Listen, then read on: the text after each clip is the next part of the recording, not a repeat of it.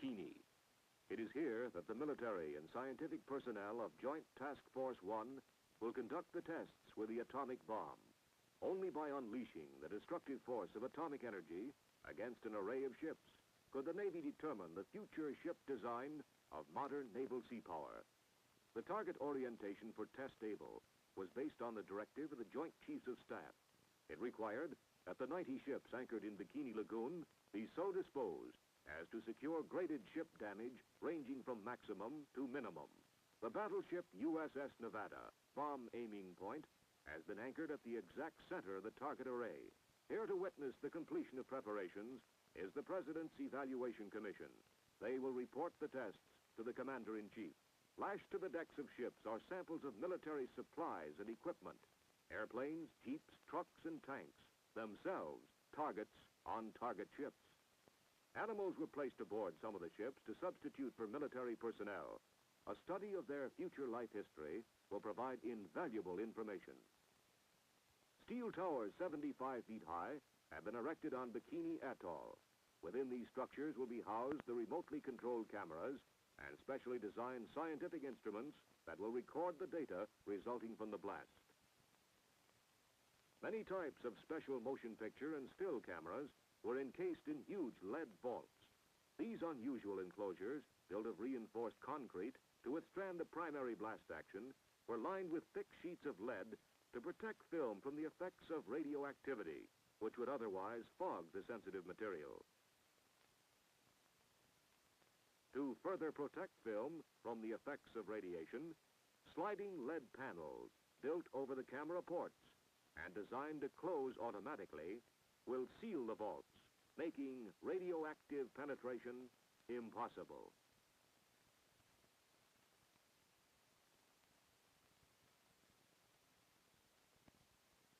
The immense task of transferring personnel and the vast quantities of supplies, instruments, and special equipment from Kwajalein to Bikini was relieved by PBMs of the Naval Air Transport Service.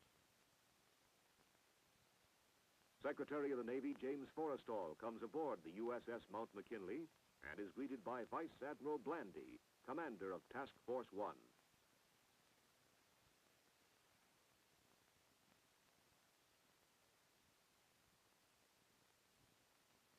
The Navy Secretary will be among observers witnessing the experiment. Preparations are now complete and crews abandon their ships.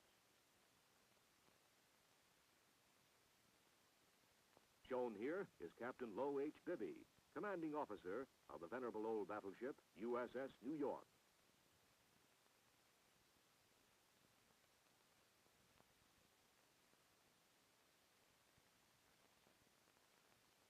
Everything is in readiness for the test-able experiment, and military and scientific personnel leave the target area. On Able Day -1, command ships proceed to an area approximately 14 miles from the lagoon where the blast can be safely observed. Dawn on Kwajalein, July 1st, 1946. This was Able Day. Army Air Force camera, observation, and weather and instrument planes prepare to take off. The B-29 and C-54 photographic planes bristle with cameras of every type and description. With almost 500 cameras trained on the blast, the test will be photographed from every possible angle.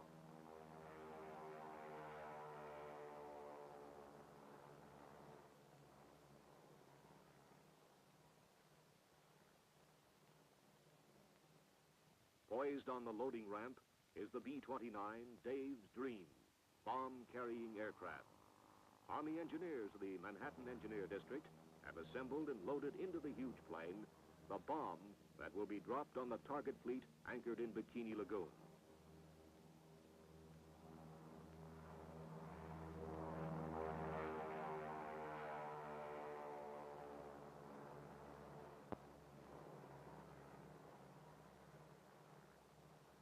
With her escort of photographic and weather and instrument planes, Dave's Dream proceeds to the Bikini target.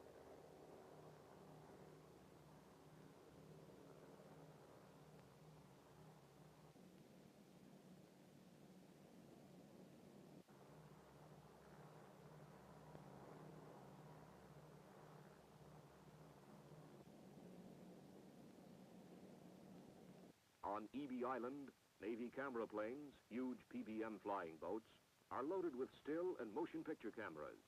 Accompanied by Air Force photoplanes, these ships will circle the target, photographing the atomic explosion.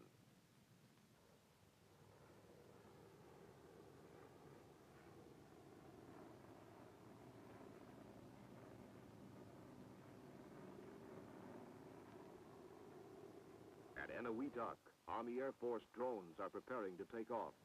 These pilotless planes will be guided through the center of the cloud column to record scientific data, as well as to provide valuable information concerning the effects of the blast upon military aircraft.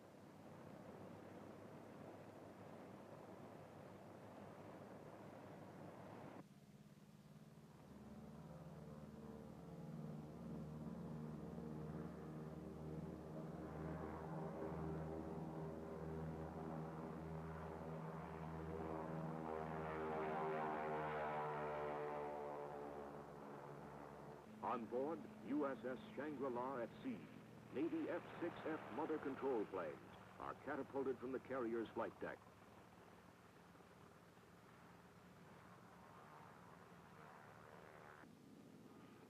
When the monitoring planes are properly located over the ship, the drone aircraft are launched and temporarily guided from the carrier until control is picked up by the planes in the air.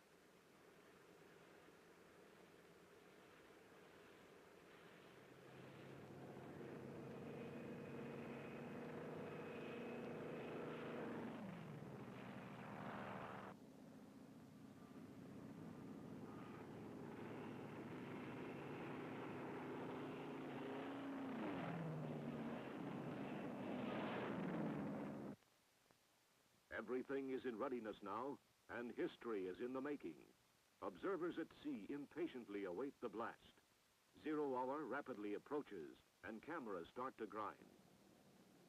Just before the explosion, blast gauges are parachuted into the target area from weather and instrument planes.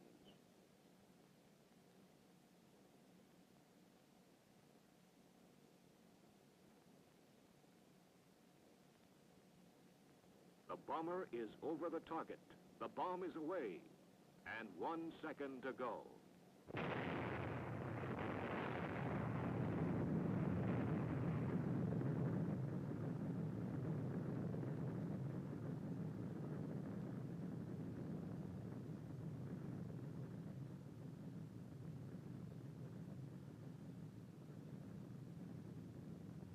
In the following view, the blast will be seen as was photographed in slow motion.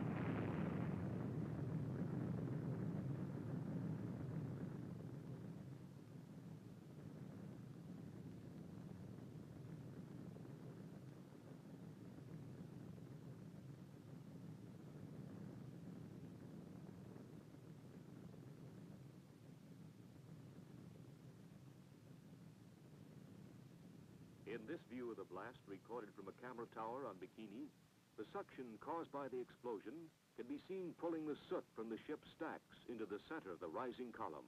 The towering cloud column rose to a height of almost 8 miles.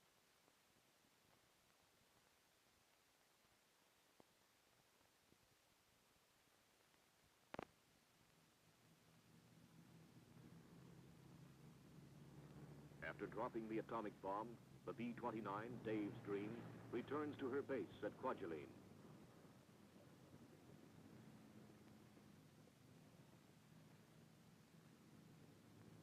Not far behind are the Air Force photographic planes with a film record of one of the most amazing and spectacular events in the annals of history.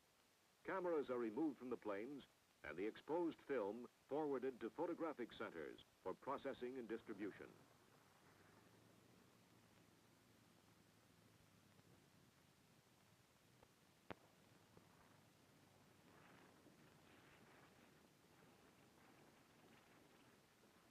B-17 Air Force drones land at Eniwetok.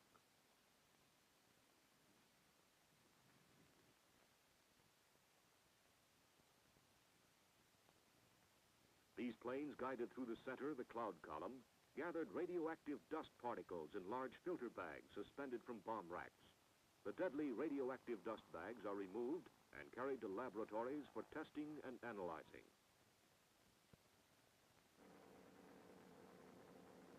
Navy F-6F drones, flown back from Bikini by mother control planes, prepare to land at Roy Island.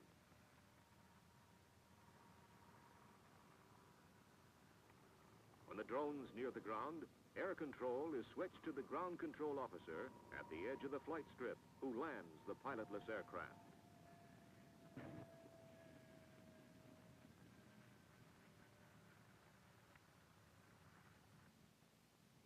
Like the Air Force drones, the Navy fighters carried air scoops containing special filter papers for determining the concentration of radioactivity in the cloud column.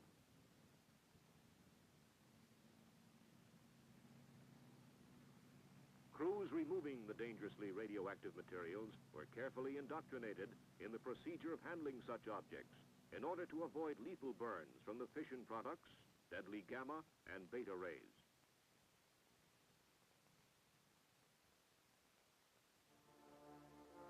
Meanwhile, at Bikini, inspection parties make a preliminary appraisal of the damage to the target fleet.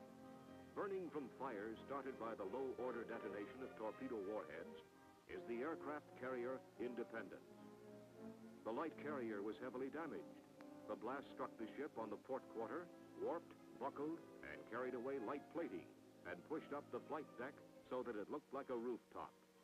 The Independence-class carriers are built on lightly constructed cruiser-type hulls, which accounts in part for the heavy damage.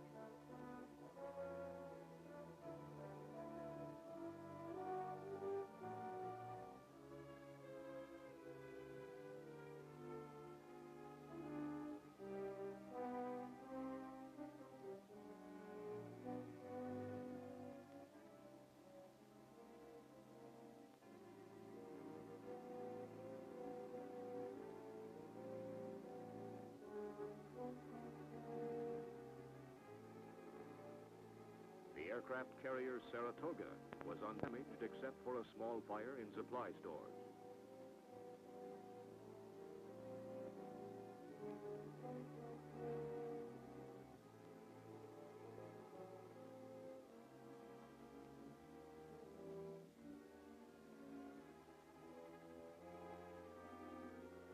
The battleship Nevada, target ship of the array, suffered moderate superstructure damage, and the deck aft was buckled.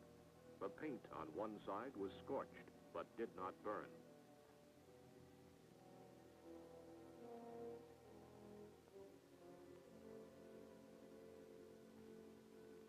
The period between the Test Able and Test Baker experiments was an extremely busy one.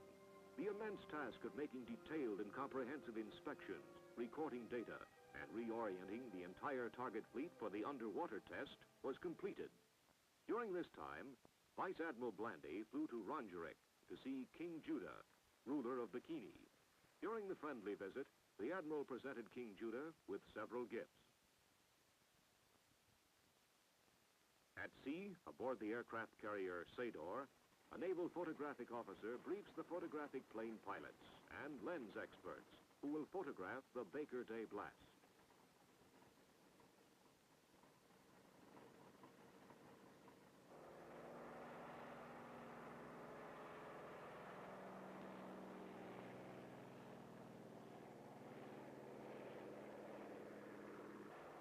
Also taking off from the carrier are control planes that will guide the radio-controlled drone boats.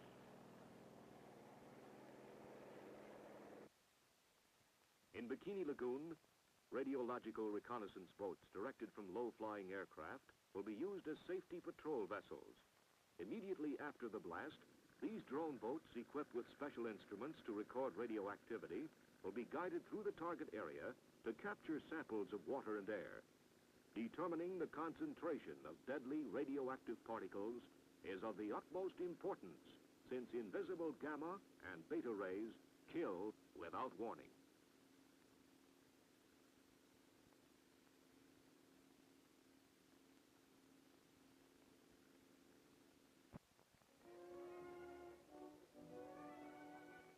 Aboard the firing ship USS Cumberland Sound, the Los Alamos group of the Manhattan Engineer District enter the timing laboratory, where the radio transmitters and specially constructed instruments for detonating the bomb are located. The timing laboratory scientists pass into the master control room. Dr. Marshall Holloway, leader of the Los Alamos group, unlocks and personally throws one of the master transmitter switches.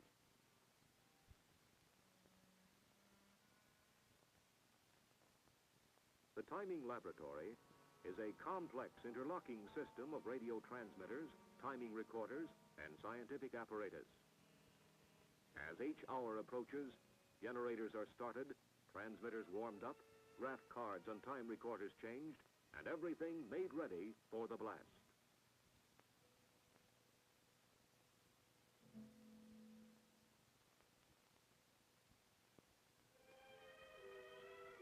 H hour minus 2 minutes is broadcast from the ship, and all hands stand by. Sitting at the central console switchboard with a microphone is Mr. Ernest Titterton, assistant to Dr. Holloway.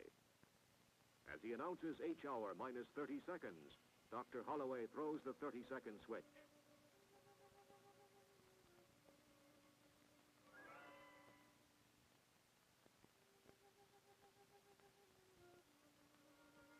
Dr. Titterton at the automatic firing panel board prepares to broadcast the last 15 seconds. 15, 10, 5, 4, 3, 2, 1, fire.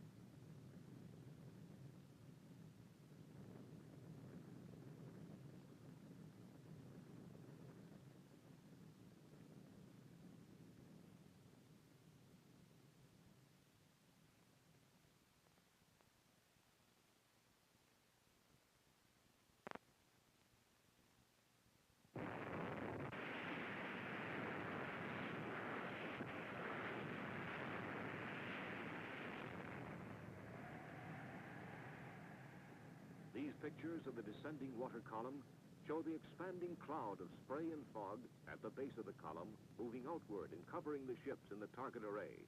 Great quantities of radioactive water from the column descended upon the decks of the nearby vessels, and ship hulls a mile away were drenched by the wall of foaming water.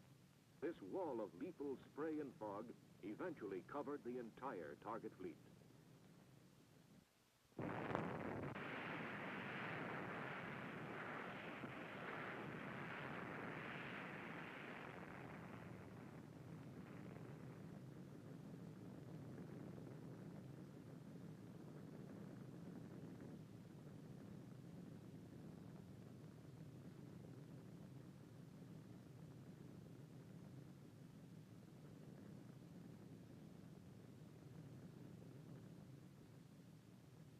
The next scene is a spectacular aerial view taken from directly over the blast.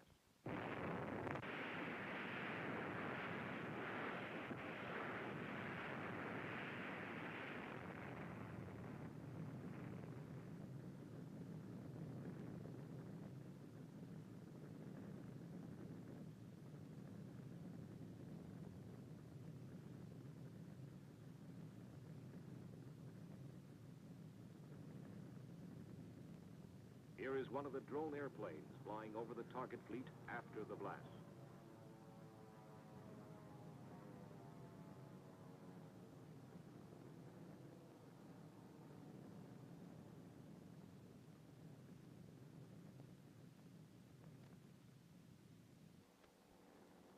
Photographic planes return from Bikini and land on their floating bases at sea.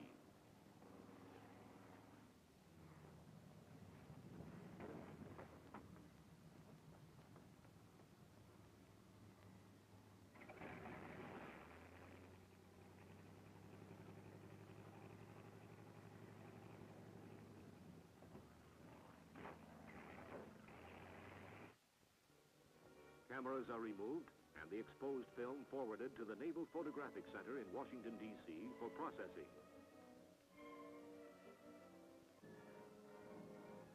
Despite the presence of radioactivity, safety patrols immediately entered the lagoon for a preliminary appraisal of the damage. In an effort to reduce dangerous contamination, ships were sprayed with water and special chemicals so that inspection parties could board them.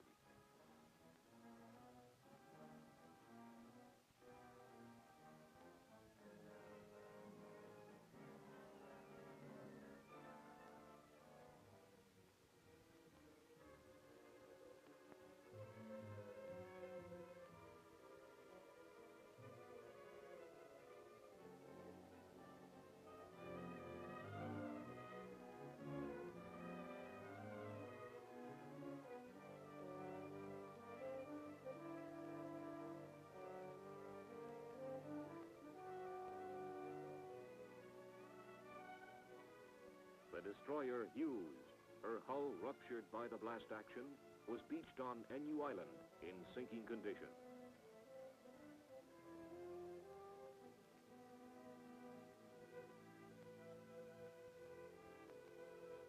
Admiral Blandy, General Kepner, and Admiral Parsons survey the damage in the target array.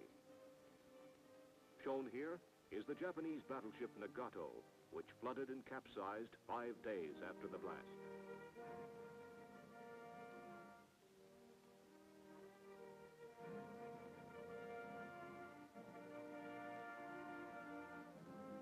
Seven and a half hours after the explosion, the aircraft carrier Saratoga, grand old fighting lady, sank as a result of heavy underwater hull damage.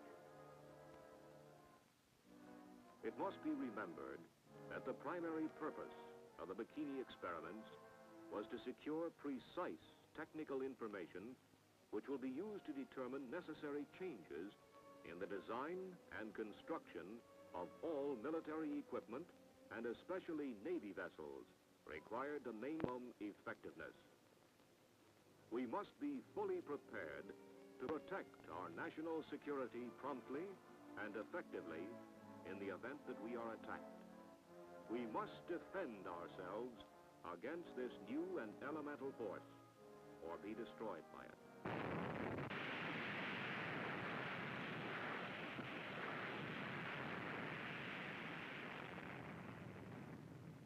This is Crossroads.